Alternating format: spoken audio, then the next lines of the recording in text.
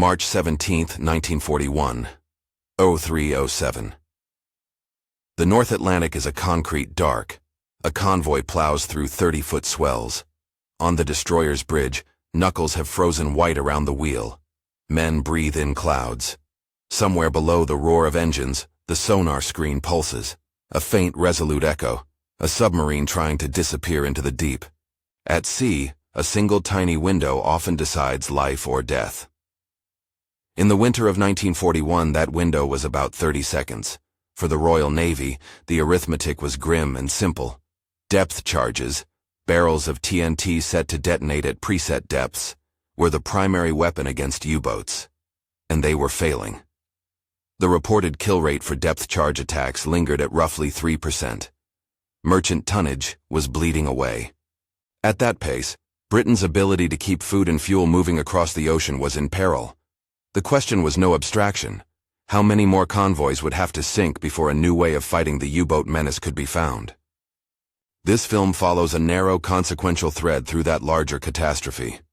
We focus on the tactical secret that Lieutenant Commander Frederick John Walker championed: variable depth bracketing, paired ship coordination, and the method that would become the creeping attack, and on the controversy that swirled around it. That secret, as recorded in the wartime accounts, is credited with a concentrated campaign in which 7 U-boats were destroyed or disabled in a cluster of encounters. Presenting these 7 as the center of our story is a narrative choice, a focused lens on a crucial moment within a much wider struggle. The wider record shows Walker's influence stretching further. Here, the 7 form the kernel of a dramatic arc that reveals both innovation and institutional resistance. The crisis was technical and strategic at once. Submarines had become better at vanishing when detected. The standard Royal Navy doctrine of the time treated a depth charge attack as a mechanical geometry problem. Estimate where the submarine would be, lay down a diamond or circular pattern of charges set to explode at a single prescribed depth, and hope the blast and pressure would either destroy the hull or force a crippling leak. Sonar, ASDIC, gave a brief bearing and range, but contact was routinely lost in the final approach. The submarine's last act was the crash dive, a violent, controlled descent that removed the contact from the attacking ship's sonar. The result was predictable. A ship would run up to firing position, launch its charges set to a depth calculated from the contact, and find nothing when the explosions rattled the water. The sub had slipped through the attack's blind spot. 3 recurring technical failures explained why the kill rate was so low. First, sonar contact typically went cold during the final attack run. The contact that existed at 20 seconds became a hole at 10. Second, Type 7 U-boats, the standard German attack boats, could sink faster and deeper during a crash dive than Admiralty doctrine assumed. Bombarding at an average preset depth often meant detonating charges below or beyond the sub's hull. Third, the geometry of depth charge patterns relied on a single ship running a line and dropping charges in a predictable diamond. If the target altered course, speed, or depth by the time the charges detonated, the pattern could miss entirely. Fred Walker saw the arithmetic with a clarity that made his colleagues uneasy. He was not an abstract theorist. He was a man of the deck plates. For years he had watched attacks fail and kept a private ledger of details that most assumed were noise. Times, depths, intervals between contact and charge drop, the bearing changes, the weather, the number of charges carried. Where others accepted doctrine, Walker counted. His notebooks filled with figures and sketches, crude diagrams showing a sub's probable path through a column of water and the detonations that needed to intercept it. He saw that the crucial variable was not ferocity of attack, but timing and breadth of the lethal zone. His math produced a blunt hypothesis: bracket the probable path of a diving U-boat with multiple shallower depth settings and coordinate tracking between nearby ships so that contact was handed over rather than lost. Instead of a single deep charge aimed by one ship that might detonate behind or ahead of the sub, let several charges explode at staggered, shallower depths as the U-boat dove. The charge pattern, translated into depth as much as horizontal space, would intersect the dive path. Pair that with a second ship keeping contact and picking up the sonar signal during the first ship's silent final moments, and you remove the 30-second blind window that had been the submarine's salvation. On paper, the fix sounded almost embarrassingly simple. In practice, it implied doctrinal heresy. The Navy valued standardization for good reasons: uniform procedures, predictable logistics, and above all, the discipline that kept fleets functioning under chaos. Deviations in the heat of battle could be catastrophic if every captain improvised a different tactic. Admiralty manuals specified preset depths and patterns that fit supply charts and training cycles. Walker's proposal asked officers to modify the settings on their depth charges in the moment, to trust one another to exchange sonar bearings, and to accept that the danger of friendly fire or miscalculation might rise if procedures loosened. He pushed anyway. Walker wrote memoranda, attached his tables of contact intervals, and argued from the deck plate data he had compiled. He reached out to sympathetic captains, to tactical officers, and to the Western Approach's tactical unit, WATU, where wargamers and thinkers explored new ways of fighting the U-boat threat. But conservatism in naval bureaucracy ran deep. His proposals were met with skepticism. At first, the rejection came in the language of caution: insufficient data, unproven in action, danger to merchant and escort alike. Then, firm resistance. A formal order forbade deviations from approved depth charge procedures. The Admiralty's message was clear: do not change your settings without written permission. That ban was the central controversy. To the Admiralty and many senior officers, it was a safety valve: maintain cohesion, keep training consistent, prevent rogue tactics from creating chaos. To Walker and his allies in the field, the ban felt like a straitjacket that left their ships and convoys exposed. The dispute framed the moral problem that followed. Was it better to obey orders that might let merchantmen die, or to risk court-martial by breaking protocol if it meant a chance to save lives? Behind the official letters, a quieter process unfolded. WATU, Western Approaches, Tactical Unit, was not a rigid laboratory of doctrine. Under Commander Gilbert Roberts, the unit ran simulations and war games that tested tactical permutations without the formal imprimatur of the Admiralty. They modeled attacks, fed Walker's data into their exercises, and concluded that his adjustments increased the probability of a kill. In their simulations, bracketing depths and coordinated tracking tripled the chance of contact leading to a disabling explosion. Roberts and his team communicated back-channel support to officers at sea. Admiral Sir Percy Noble, Commander-in-Chief of Western Approaches, quietly expressed private support for field discretion, even as the Admiralty publicly upheld its ban. The organizational paradox deepened. Field commanders faced a formal ban at the top and private encouragement from immediate superiors. Such mixed signals left captains in a high-stakes moral fog. To attempt Walker's method was to risk discipline if it failed. To refuse was to watch convoys continue to burn. In that gap, small conspiracies of necessity took shape, field experiments born of urgency, rather than official policy. Walker did not act alone.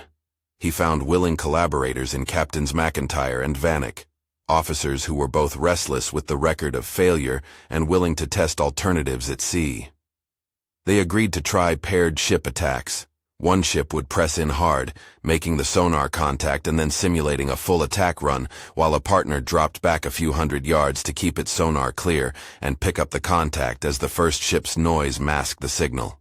Depth charges would be set not to a single deep standard, but to a spectrum, some shallow, some intermediate, some deep, forming a vertical curtain through which a diving boat could not easily slip. The vertical bracketing idea was usually translated into practical percentages. A significant bulk of the charges set shallow to catch the early stages of a crash dive, another group set at a middle depth where many Type 7 boats passed, and a smaller number set deeper to account for the most extreme dives. Trials at sea used a variety of ratios. Field reports recorded sets like 40% at 50 feet, 40% at 100 feet, and 20% at 200 feet. Those numbers were not magic. They were heuristics that aimed to cover the most probable dive paths while conserving resources. Initial tests produced ambiguous but hopeful results. On calm nights, with clear sonar readings, the paired approach held contact longer. At least twice, surviving U-boats were observed to have been forced to surface with damage after depth charge attacks that used variable setting patterns and coordinated handoffs. Survivors reported oil and debris. Witnesses described conning towers breaking the surface and men scrambling into the cold. German signals intelligence began to note changes in escort behavior. But every success was shadowed by the administrative risk. Officers who implemented these measures and returned with a U-boat damaged or a convoy saved still faced inquiry from prudish headquarters that feared precedent more than lives. The debate sharpened into an institutional confrontation. Captain Reginald Thornton, a senior officer involved in the inquiry process, stood for discipline and uniformity. He voiced the Admiralty's concerns. Altering depth settings in the middle of a night attack could cause charges to fall short or too close, risking the attacking ship, fouling patterns, or failing altogether. Commander Stevens, a weapons specialist, raised technical doubts. Hydrostatic failures, premature detonations, the risk that shallow settings would simply produce harmless shock waves that would warn and drive the submarine to a deeper refuge. For them, the ban was not malice. It was a professional insistence on mitigating risks the Admiralty believed were unacceptable. Walker saw those arguments through a darker frame. To him, the real risk was inaction. He collected more data, refining his timing calculations, sketching diagrams that traced the sub's path from initial contact through the crash dive and into the first 15 seconds of the descent. He argued that the 30-second window, where sonar went silent and any charge would likely detonate behind the sub, was the decisive failure of current doctrine. If you could shift the pattern vertically and hand contact from one ship to another, you could collapse that window into an intersection of explosions and hull. As the winter of 1941 deepened, the conflict between doctrine and necessity produced covert arrangements.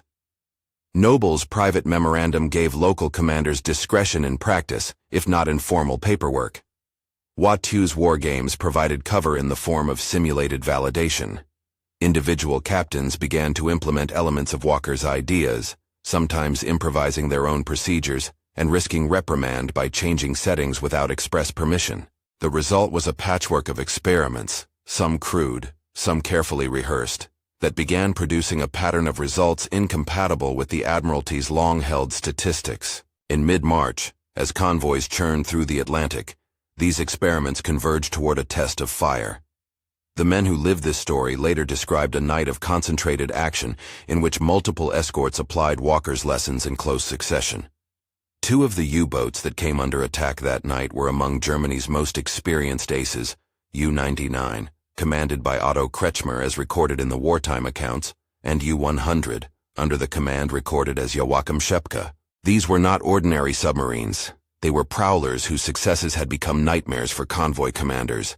Facing them were destroyers and corvettes that had quietly adopted the bracketing and coordination Walker had advocated. Before the clash, the scene was almost ritualized.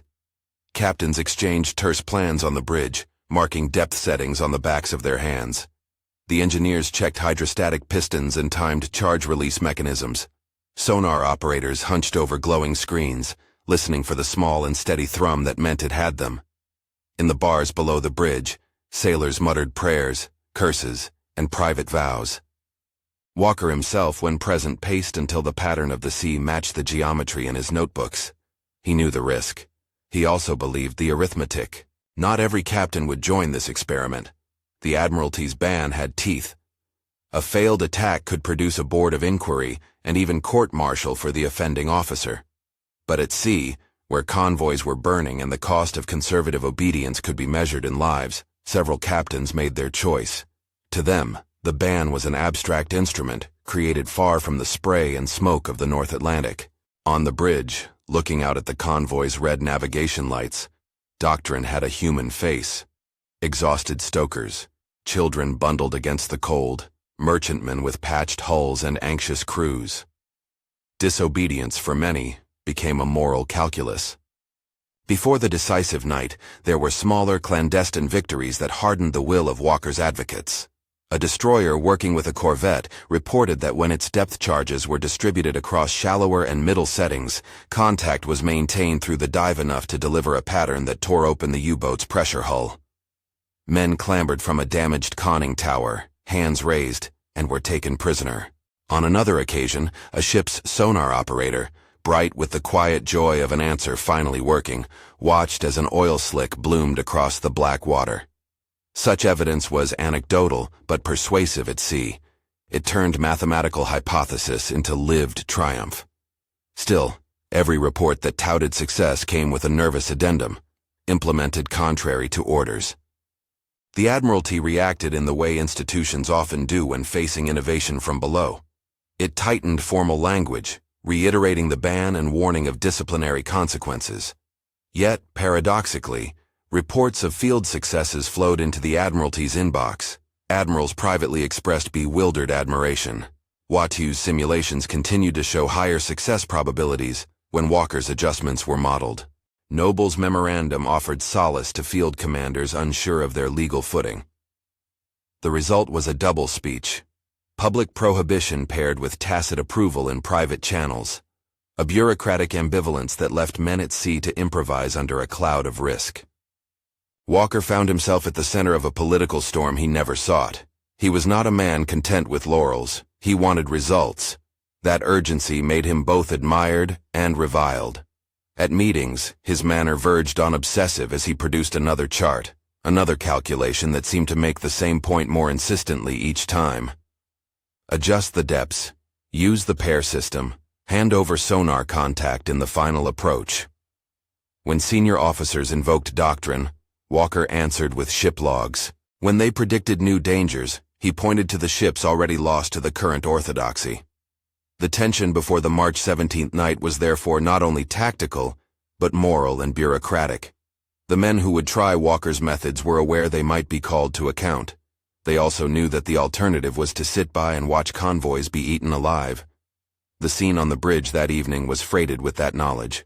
Men checked each other's faces and then checked the depth charge settings. They set a proportion of charges shallow, another batch mid-level, and the remainder deeper. They agreed on hand signals for the sonar handover. They rehearsed the radio silence that would mask their coordination from enemy direction finders, but also constrained their ability to call for help. It is worth pausing here to reflect on how such a tactical pivot looks when you take it out of the maneuver diagrams and place it in the human context. One device, one adjustment in fuse settings, can sound like trivia in the safe light of archives. On the bridge at 03 Boulogne, it was the difference between someone waking in a lifeboat or not waking at all. That moral weight shaped decisions more than memos ever could. The night opened like many others. Gray rain, a chorus of engines, a constellation of convoy lights blinking through spray. The sonar pinged. The contact was there, and then not. Then it was there again. The first ship closed in, running its lines and setting charges shallow, middle, deep, as planned. A partnership eased back and took the last bearing the moment the first ship's screws masked its own sensors. The choreography was delicate, practiced in a dozen small exercises, its timing down to seconds. The ocean, as always, altered everything. Swells buried bearings. Thermal layers bent sound. Yet the ships persisted. What followed in that concentrated window of action has been retold in fragments and official reports, sometimes with names and times that differ from one account to another. What is consistent in the record is the sense that these attacks were different in character from the stock engagements that had produced a 3% kill rate. The pattern of explosions, the persistence of contact, the visible evidence, oil, debris, a surfaced hull, suggested that the new tactics were working in a way the Admiralty's manuals had not anticipated. For Walker, those nights were vindication. For the Admiralty, they were a headache. For the men on the bridges, they were simply the continuation of a brutal, exhausting work, escorting a thin, trembling line of merchant ships through an ocean hungry for tonnage. And for the convoy's crews, each successful attack meant a life not lost. For the Germans, it meant a boat no longer prowling the Atlantic. The cluster of actions that unfolded over that stretch of nights would later be credited in wartime accounts with 7 U-boat losses, when aggregated as a focused campaign, 2 dramatic sinkings on that night, and 5 additional sinkings or cripplings in the immediate follow-up operations that flowed from the same tactical innovations. In this telling, the 7 form a compact story, a tactical secret revealed, executed despite official censure, and producing measurable results. But that tidy number masks complexity. Not every sink is cleanly attributed. Not every success fit a single formula. The Admiralty's statistics took months to adjust, and the formal lifting of prohibitions, if it could be called a lifting, came slowly, under the pressure of accumulating field results and the undeniable improvement in measured effectiveness. Walker's name would become associated with the new methods. His notebooks and tactics would be studied, refined, and extended into the creeping attack, a technique that timed attacks to move slowly across the target's position, maintaining continuous pressure and decreasing the sub's ability to escape. Yet at the moment of our story's first ironclad confrontations, the issue remained unsettled. Success in action continued to run up against the threat of disciplinary consequence. On the morning after the night that changed the pattern, the bridge smelled of cordite and wet wool. Men moved with the sluggishness of all-night labor. Reports were written, and captains waited for the inevitable summons that might come from a distant admiralty. Some received praise. Some received formal notes reminding them of the ban. Admirals in hushed rooms compared logs and tried to reconcile doctrine with the new field evidence. Watteau tallied its wargame outputs and added the night's reports to its models. Noble sent another private line advising discretion. The Admiralty publicly reiterated the rules. Walker, meanwhile, did not celebrate. His ledger grew heavier with the knowledge of lives spared and fights won, but also with the cost of the battles. He had not sought fame. His work had been a grim arithmetic of survival. Yet the pace of engagements, the weight of responsibility, the cumulative exhaustion of relentless command days would soon take their toll. There were personal prices to be paid: illness, fatigue, and the slow attrition of a body kept at sea beyond sensible limits. That human cost, though, lay ahead of the sequence we have just described. For now, the stage is set. The variables had been altered. Doctrine and practice were on a collision course. Field commanders had shown that, under certain conditions, bracketing depths and coordinated tracking could trap a diving U-boat, where older tactics had allowed it to escape. The Admiralty had shown its unwillingness to abandon formal uniformity without incontrovertible proof. And the men in the water, the merchant sailors, the escort crews, the submarine crews, would be the ones to try to live with the consequences. It is at this threshold that the story pauses to gather itself.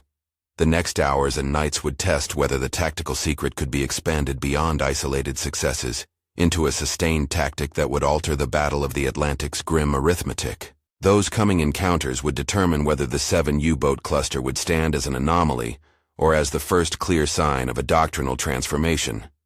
The question, as ever at sea, was whether the courage of a few officers and the stubbornness of a single method could outpace the inertia of a great institution, and whether the human cost of both would be worth the change.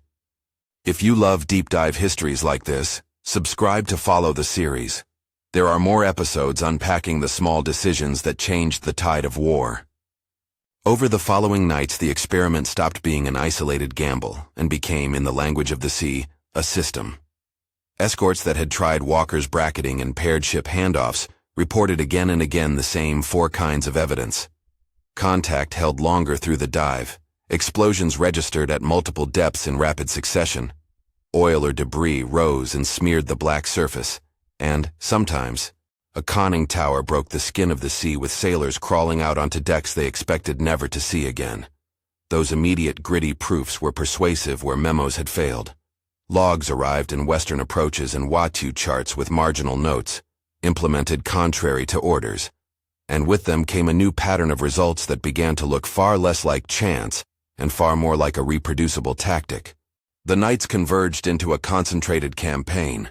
2 sinkings on that decisive night, U-99, recorded in the accounts as commanded by Otto Kretschmer, and U-100, under the name recorded in the transcript as Joachim Schepke, were the most dramatic and public of the cluster. Contemporary reports and survivor statements painted the same images: sudden corrosive wounds to pressure hulls, oil slicks that ran like ink across a contested sea, and enemy crews hauled up on deck with hands raised because the steel around them had been compromised. Those 2 boats were followed, over the immediate weeks that followed, by additional actions in which the same methods, variable depth settings, close coordination, and persistent pressure, produced more losses and cripplings. Aggregated as a focused campaign in wartime records, the cluster of actions that sprang from Walker's adaptations is credited with 7 U-boat losses or disabling encounters. This is the narrative lens chosen here, to treat those 7 as a compact, revealing case study of the tactical secret and the controversy it provoked. Tactically, the campaign's success was not magic. It was the product of timing and geometry married to human coordination. The vertical bracketing reduced the sub's ability to exploit that 30-second dark window. Imagine a diving boat's descent, traced like an arc through an invisible column. A single deep charge was a blind swing at the bottom of that arc. The bracketing approach turned the column into a curtain of explosions, placed to intersect the trajectory as it passed. Pairing ships closed the gap in acoustic contact, while one ship's propellers and chasing noise masked the sonar in the last few seconds. Its partner, positioned a few hundred yards off, kept listening and delivered its charges into the water as the first ship's charges detonated. The result was an overlapping sequence of detonations through the dive profile, instead of a single, isolated blast. Survivors described boats that were held under sustained assault long enough for pressure hulls to rupture, for internal compartments to flood, and, in several cases, for the crew to abandon ship or be brought onto escort decks. Watyu's wargames and reports provided the intellectual scaffolding for these empirical successes. Roberts and his team fed the new field reports and Walker's timing data back into their simulations. The wargamers found that the paired bracketed approach markedly increased the chances that depth charges would detonate close enough to damage a hull, robustly higher than the 3% historically reported for single-ship, single-depth attacks. The unit's models showed that sustained pressure, when properly timed, limited a U-boat's options and increased the probability of a disabling hit. Those results did not simply endorse Walker's hypothesis. They helped shape the next tactical step: the creeping attack. The creeping attack built on bracketing but added choreography and patience. Where earlier attacks were violent sprints, rush in, drop, and hope, the creeping attack was a slow, coordinated advance, designed to keep continuous, overlapping explosive coverage over a target's predicted position. One ship would steam slowly ahead of the target bearing while another maintained contact, and depth charges would be dropped in sequence at slightly shifted positions so that the lethal field moved across the U-boat's location rather than detonating and leaving a gap. It was, in effect, an acoustic vice. The enemy had nowhere convenient to dive without intersecting danger. The creeping attack required nerve, discipline, and delicate timing. The margin for error was smaller than in a one-ship run, but field tests and later reports indicated it worked, particularly against Type 7 boats that had come to rely on rapid crash dives as their main defense. Institutional reaction remained tangled. The Admiralty's official ban, posted in bureaucratic language, continued to sit unread by many in the bridges who thought the ban unsafe or irrelevant to the practical calculation of saving lives. Yet that very ban sharpened the moral stakes for the officers at sea. For many captains, the calculus was stark: risk court-martial by breaking the ban and possibly save lives, or obey the rules and risk more convoys being lost. That tension is the ethical core of Walker's story. Admiralty officers such as Captain Reginald Thornton and weapons authorities like Commander Stevens articulated real technical and command risks. If every captain improvised a different settings schema, friendly fire or wasted charges could multiply. Unreliable hydrostatic pistons or misset fuses might detonate charges too shallow and simply warn a sub, or too deep and miss entirely. Those arguments carried professional weight. They were not mere obstructionism. What slowly shifted the balance was not a single memorandum, but the accumulation of field evidence. Reports from the escorts came with the blunt clarity of practical success. Men brought into POW cages, hulls broken and abandoned, and convoy lanes that were now a little less deadly. Admirals read those logs and could not pretend the results did not matter. Noble's private encouragement, his memorandum granting some discretion to commanders in Western approaches, was an early symptom of the Admiralty's reluctant realignment. It did not immediately overturn formal regulations, but it granted a thin layer of political cover to the captains in the water. Even with private endorsements, institutional ambivalence left a bitter residue. Some captains who had risked disobedience were called before boards of inquiry. Some received formal reprimands and cautions in their service records, despite having produced victories at sea. That ambivalence haunted Walker personally. He pushed his methods not as an act of rebellion, but as a duty. Yet that duty placed him in the crosshairs of disciplinary systems that valued conformity above ad hoc heroics. His notebooks, which earlier had been simply rigorous records, became evidence in a broader bureaucratic debate over how to balance initiative with order. Practically, doctrines began to change the way they had in many militaries, haltingly, under the pressure of winds and the necessity of adaptation. Hua-Tu codified elements of bracketing and creeping attacks into training syllabi where possible, and after further field validation the new tactics spread incrementally across escort groups. Reports attributed a measurable rise in effectiveness to these changes. In theater statistics compiled over subsequent months, the kill rate reported for depth charge attacks rose from the baseline near 3% to figures reported in the accounts at roughly 7.6%. An improvement that, although still modest, represented a real doubling or more in the likelihood that an attack would result in serious damage to a U-boat. Those numbers were parsed carefully in nerve-laced admiralty rooms because they affected not only tactical assessment, but also political narratives about how well the Navy was adapting to a strategic crisis. The German responses, where they can be traced in intercepted signals and after-action reports, were uneven. U-boat commanders began to report escorts that did not always follow the expected patterns. Some captured logs and statements later referred to depth charges detonating at unexpected depths, or to escorts working in tightly synchronized pairs that made standard evasive procedures less reliable. Those observations forced adaptations on the German side as well. New caution in the approach to convoys, altered patrol patterns, and a renewed emphasis on wolfpack coordination to overwhelm escorts. In short, the tactical edge the escorts acquired through Walker's innovations imposed strategic burdens on their opponents. For Walker, the tactical success was a bitter victory. The man who had spent his career watching failed attacks and keeping fastidious records now watched his methods seed change, but at a personal cost that archives catalog in terse entries. He was promoted to captain later in his career, an acknowledgement that his contributions had operational significance, but by the time formal honors could be debated, he had been worn down by unrelenting duty. The continuous strain of command in a theater where frontline officers were pushed beyond sensible limits took its toll. Months after the cluster of actions that produced the seven-boat narrative, Walker's health had declined. He died while still in service. Accounts differ in emphasis and occasionally in detail about the precise causes and chronology of his final months. What the record is clear about is this: the physical and psychological toll of continuous exhausting command contributed to his decline, and formal honors during his lifetime were limited compared with the magnitude of his influence on anti-submarine warfare. Post-war analysis and the recollections of men who served under him would ensure his name remained prominent in ASW evolution, but his life's end carried the grim arithmetic of personal sacrifice. The institutional legacy was mixed and instructive. The Admiralty would not be rewritten overnight. Formal doctrine remained conservative for reasons that included logistics, training, and the need to preserve command cohesion across vast fleets.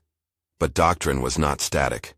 It absorbed field lessons as the accumulated weight of evidence demanded change. Hua-Tu and the improvisational courage of ship commanders accelerated a process that might otherwise have taken far longer. The creeping attack and bracketing tactics migrated into training manuals, were refined into standard operating procedures, and informed post-war anti-submarine doctrine.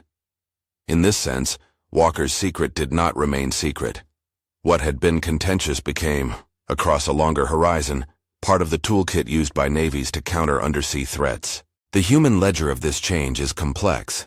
Official statistics and estimates suggest that improved anti-submarine techniques reduced merchant shipping losses and decreased the attrition of escort forces.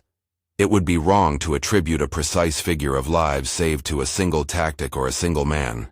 History does not yield such clean arithmetic, but contemporary analyses and the testimony of commanders assigned to convoy defense credited the new methods with improving convoy survival rates enough to be strategically meaningful. Some wartime sources estimated that thousands of tons of shipping and large numbers of merchant sailors benefited indirectly from the change in escort effectiveness. Those estimates are best read as indicators rather than as exact measures. Walker's contribution, empirical, stubborn, and operational, helped shift the balance in a theater where every ton of cargo mattered. There are moral contours to this story that transcend mere numbers. Walker's insistence on counting and testing under fire shows how data from the deckplate can interrogate and improve doctrine. Yet his story also shows the cost of breaking with formal authority in a hierarchical institution forged to withstand chaos. Discipline exists to prevent rash improvisation that could, in other circumstances, magnify disaster. The Admiralty's cautions were not wholly unreasonable. The live question Walker posed was whether conservatism could be reconciled with urgent necessity when rules themselves threatened lives. The answer that emerged at sea, through a mixture of private memorandum, wargame validation, and the pragmatic courage of captains willing to bear professional risk, was an uneasy compromise. Doctrine bent where it had to, after evidence made it impossible to do otherwise. Viewed from a broader lens, the affair around Walker's depth charge secret is a study in the friction between innovation and bureaucracy. Innovations that save lives often travel on the uneasy back of rule-breaking, quiet endorsements, and gradual institutional adoption. The ban that once forbade deviation from preset depths became, in practice, a remembered artifact of a moment before change. Field commanders who had once hidden their deviations in obtuse logbook phrasing would later stand in classrooms, teaching the very methods they had been chastised for. That slow arc from institutional prohibition to tactical standardization tells us less about the triumph of individuals and more about the adaptive capacity of organizations under pressure. Two final points are worth emphasizing. First, the secret at the heart of the controversy was not a mysterious device or a new explosive. It was, rather, a change of geometry and timing, variable depth bracketing combined with paired ship coordination and the creeping attack. Those are simple-sounding changes, but simplicity in tactic can produce disproportionate results when the enemy's assumptions have been exposed. Second, the controversy was not a moral indictment of the Admiralty as a whole. It was a conflict between prudence and urgency, at a moment when each had plausible arguments. Walker's courage did not erase the inevitability that an orderly navy needs rules. It did, however, show that rules must remain accountable to the evidence produced where the fighting is happening. In the end, the 7 U-boats that form our focused narrative stand as a compact example of that truth. Tactical insight born from patient counting and practical testing, executed by captains willing to risk discipline, produced results that forced an institution to change. The Admiralty's ban complicated that process and made the moral stakes personal for many officers, but it could not indefinitely resist the proof of repeated, measured successes. Walker's notebooks, pages of timings, crude diagrams, and patient reckoning survive as a record of a mind at work under pressure. Watew's war games preserved the intellectual case that made adoption plausible. The escort's logs, with penciled marginalia that admitted to contravening orders, show how practical decisions were made on the bridge in the cold hours of the North Atlantic. Between those sources, the story takes shape, not as a clean triumph of genius over imbecilic bureaucracy, but as a complicated human process in which data, courage, doubt, and institutional caution braided together.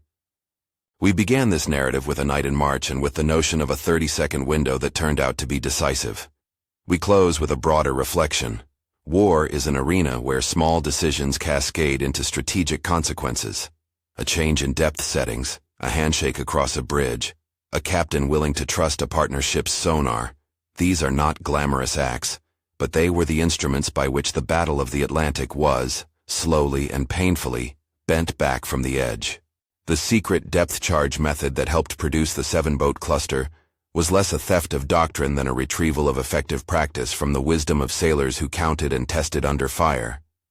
The controversy, the ban, the private memoranda, the inquiries, speaks to institutional anxieties about control and cohesion.